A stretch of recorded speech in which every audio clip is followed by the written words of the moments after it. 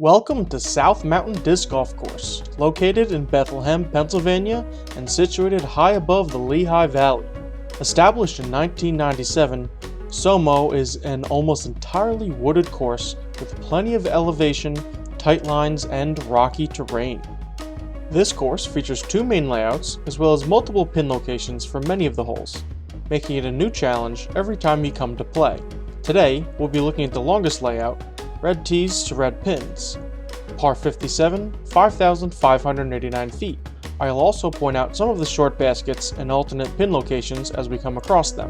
Stay tuned until the end, where I'll give my overall thoughts on this course and my rating. For now, let's head to hole 1. Starting off, we have a 272-foot par 3, but playing over 300 with the uphill slope the whole way. Pretty wide fairway until you approach the green. Plenty of trees to hit, but right side is a bit more open and shapes well for the backhand, fading late toward the basket. Thick rough right and long, and as you'll find with a lot of this course, rocky ground makes your ground play unpredictable. Hole 2 throws from the woods, through an open field, and back into the woods. This requires a very precise line to access the basket. A forehand for sure to make this right-hand turn, and into this very tight gap, you'll find the basket tucked another 70 feet into the woods. A tough birdie for sure, but rewarding if you get it. And speaking of tight gaps, here we have hole 3's red tee pad at 249 feet. A bit more open with a forehand flex to the wider part of the fairway, but the hill does slope left to right, so your disc will tend to filter that direction. A fairly open green, however, with a gorgeous view that doesn't quite come off on camera. You really need to play hole 3 to appreciate it. Far down to the right, you'll find hole 4's red tee pit. For this one, you'll be throwing up and over the hill, around the corner to the right and down to the basket. A controlled forehand or backhand turnover will get you there, but another tight line to hit to get there cleanly. A rocky ground and sloped green also add decent defense to this 190-foot hole. Hole 5 plays closer to 250 feet, and you have a lot of trees to miss. Slightly uphill in the middle makes you want to use a more understable disc than you might think. A forehand flex can get you there, but there is also a tight backhand line if you prefer. Comparatively open green, so you can give it a bid if you do get close. After a short walk down the main path to the left, you'll find 6's red tee pad. You'll be thrown past a few wooden teepees and uphill through another tight gap. Playing over 300 feet, but straight enough that you can go with the forehand or the backhand. The basket is behind this last group of guardians, so you'll have to decide to go left or right of them to get onto the green for a birdie opportunity. Wide open off the tee, but finding either the early or late gap will be the key for hole 7.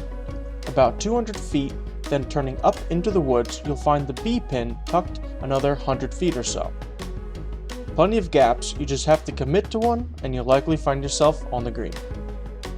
Turning around and going back parallel to hole 7, you'll likely be throwing a backhand for hole 8.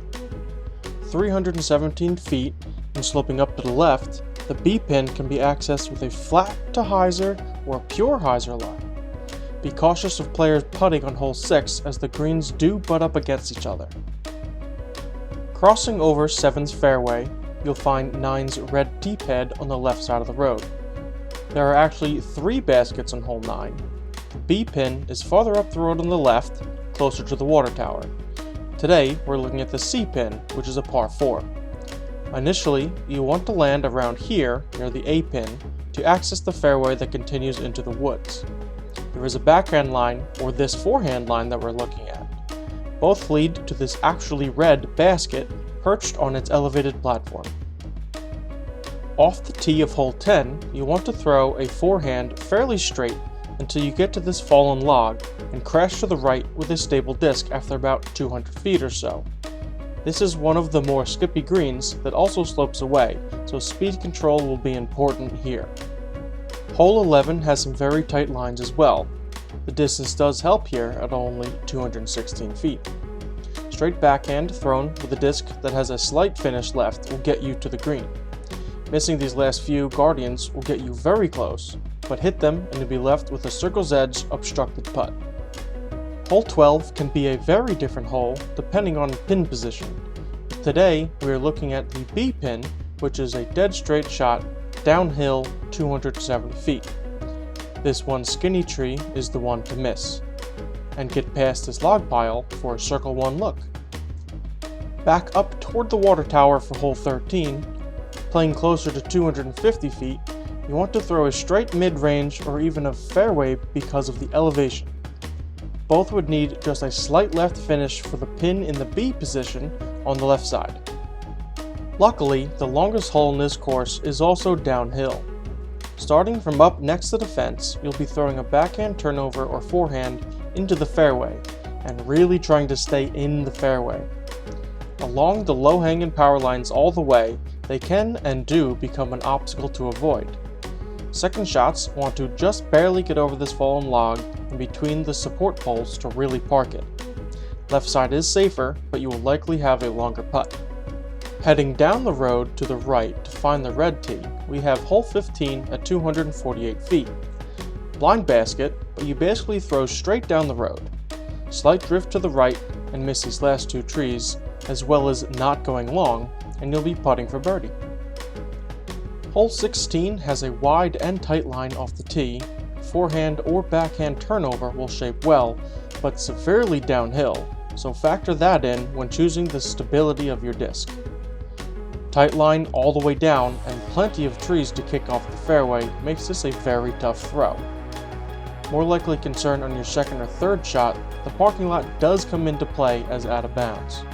Perhaps the most open hole at South Mountain, hole 17 to the red basket is very uphill and plays close to 500 feet. Basically playing to the A pin from the tee, you then take your second shot into the woods and more uphill to find the C pin hiding up in the dark woods. A very challenging par 4 that can lead to some high scores.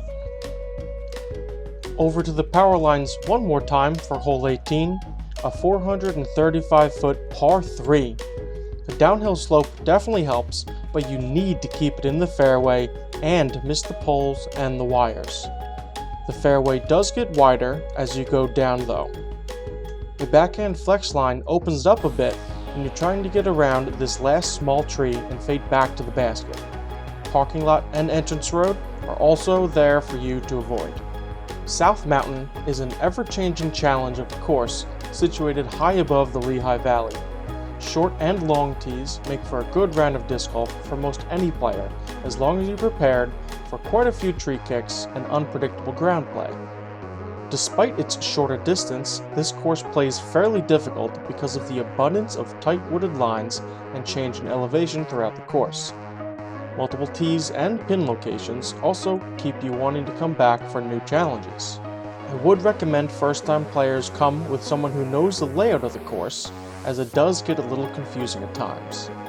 Red and white stakes marking the tee pads do help, but more directional and tee signs would really improve the player experience here.